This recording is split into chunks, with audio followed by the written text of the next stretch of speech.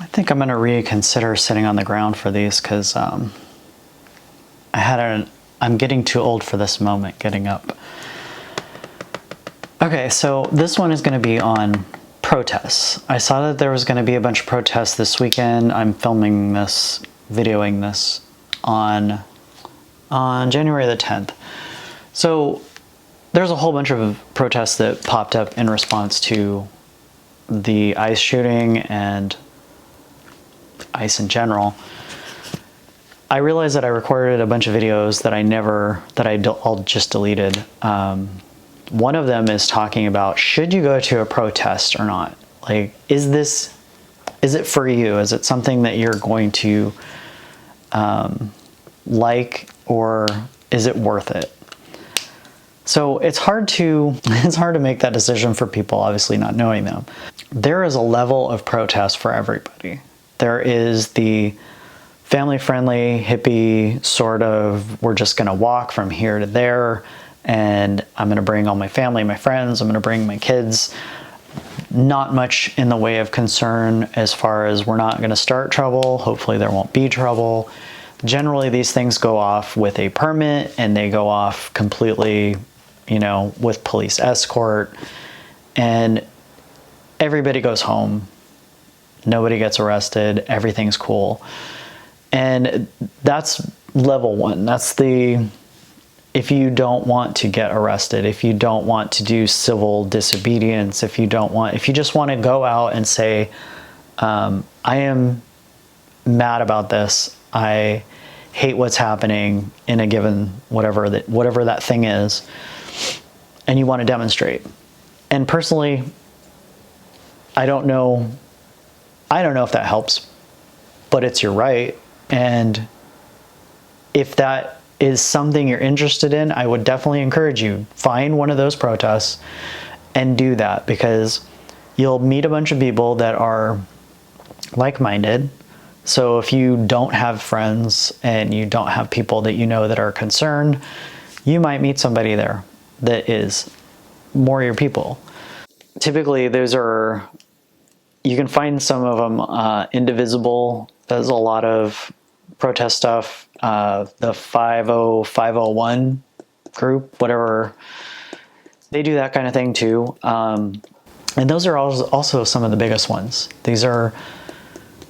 A surprising amount of people have gone to some of these. I went to the last No Kings one, and it was tens of thousands of people. It was a lot of people. There are videos from the monorail where it was just an entire street, sidewalk to sidewalk, of solid groups of people walking, and it's from the entire monorail route, which isn't a very long route. It's not like a subway or something that goes for miles and miles, but it's a lot. It was a lot of people. Seattle Center literally was just wall to wall. I couldn't see the fountain. I couldn't see the stage where they were doing speeches. The whole area by Key Arena was just all people. And it was a good experience. It was fun. I went in, I rode my bike in and took some pictures, and I liked that I got to see a bunch of other people that are also pissed. And if for no other reason, it's worth that. It's worth going and seeing that you're not alone in how you feel. And there's a bunch of people that are mad too.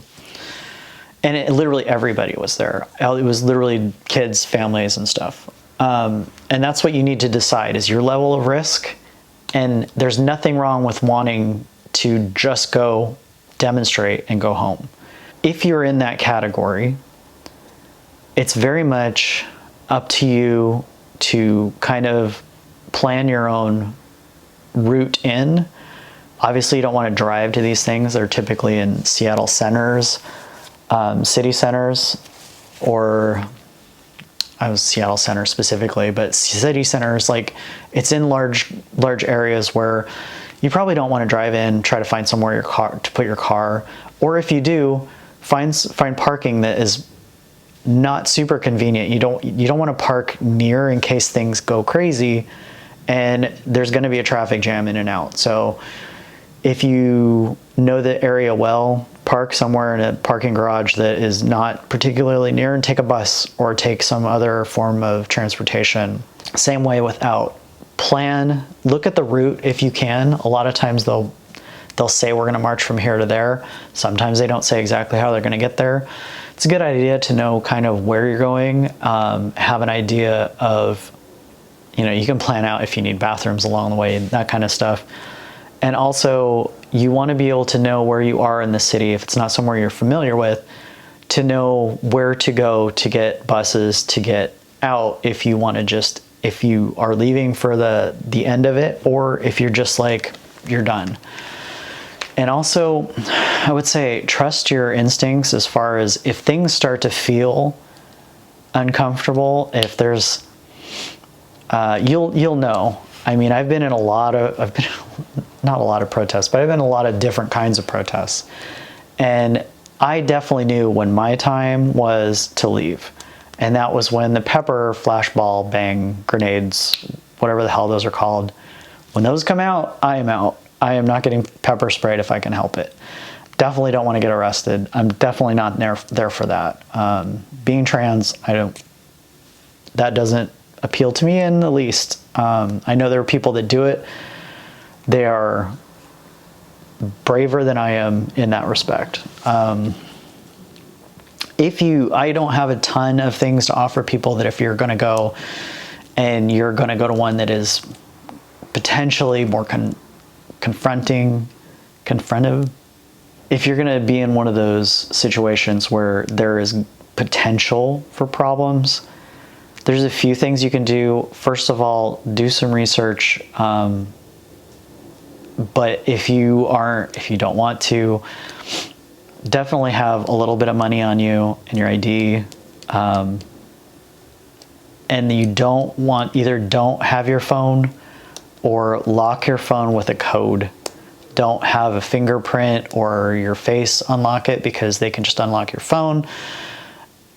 Honestly, most people, you don't have anything to hide on your phone, but there's no reason to make that easy for anybody. And they have no business going into your phone if you get arrested for something like that. So it's worth it doing that little bit of prep work. If you have water with you, that's usually good, because pepper spray is super uncomfortable. And sometimes you're not there for that and it happens anyway. So not a bad idea to have a bottle of water, because it can be very helpful getting your eyes washed out enough to leave, or whether you're in it for the long haul.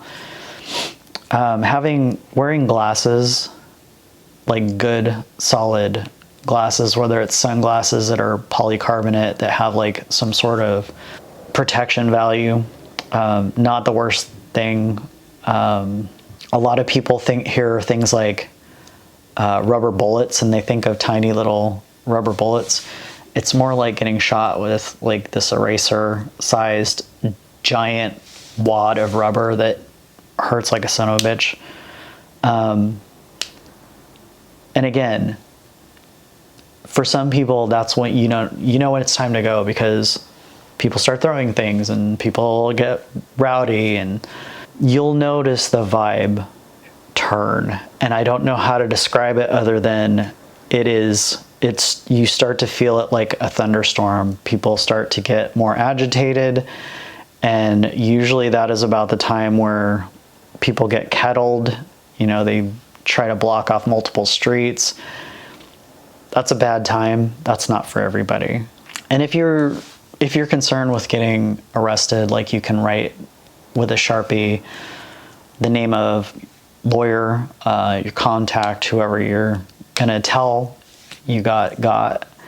But definitely trust your vibes. If it's not your crowd, if it's not something you're into, then don't be afraid just to go home, because there's always another one you can go to that should be more your speed.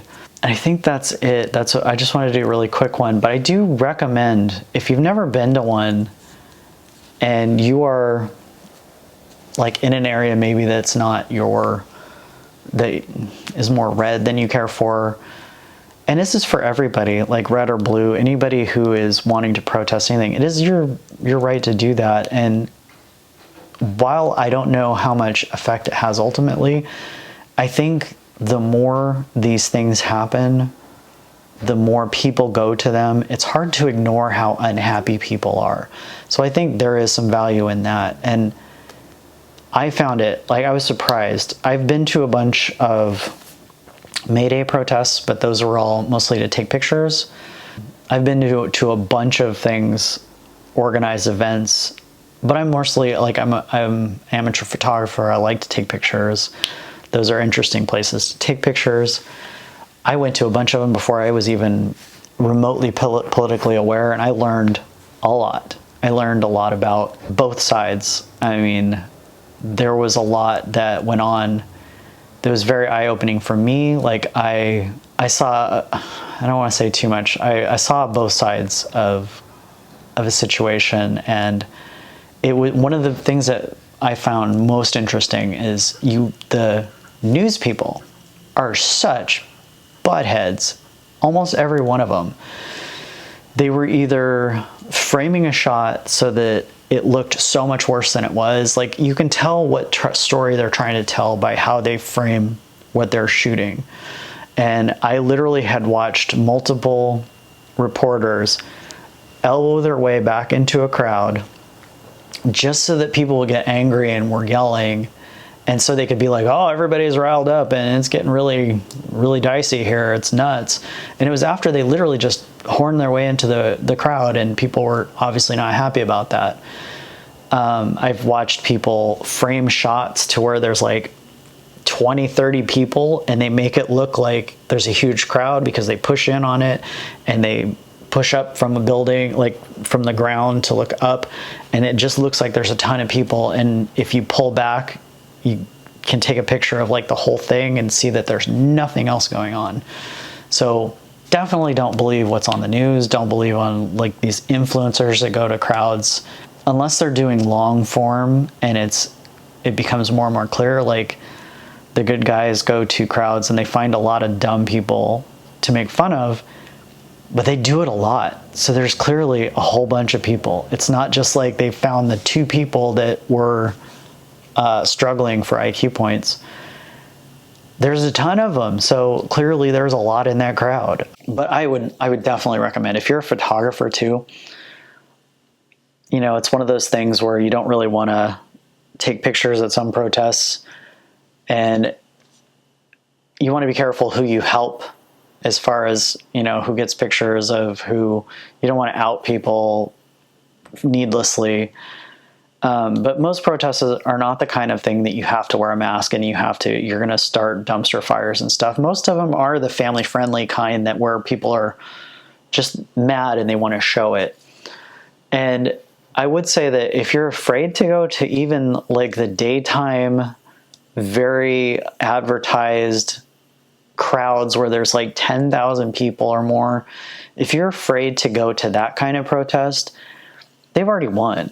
Like, it's cooked. Like, it's an entire basis on the foundation that the country's built on, that you have the right to do these things. And as long as you are peaceful, you have every right to get a permit and go out with a big group of people and show the country how you feel. And if there's multiple of these happening all over the country, and there's tens of thousands of each one, it really shows that there is a very large group of people, because they represent an even larger group of people that a lot of them are at home. But if you're afraid to go because of that, then they've already kind of won. And if you're like me, like I'm trans, I don't want to get arrested. Obviously, that's a whole different experience for people like us. Like, no thanks. But I have been to a bunch of protests, and I'll probably go to more. And I would definitely like go to at least one.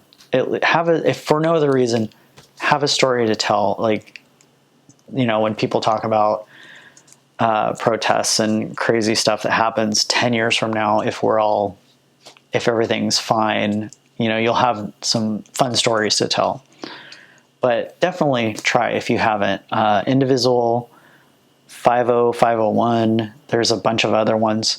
You can just look up when something happens, No Kings, protest in my city, those kind of things. Just definitely try to get a handle on who's putting it on. Try to get a handle on how you're going to get in and out. And if you can go with people, go with people. The last one I went to, the No Kings one, there was a ton of people in those inflatable costumes. Super fun. Like, it was very helpful to me because I was starting to feel very nihilistic about like the direction that we're heading. But there's so many people that are angry, and it might help you with that. So that is my recommendation for today. Get out and see one of these things, because God knows we're going to have a bunch of them in the coming year. And I'll see you tomorrow.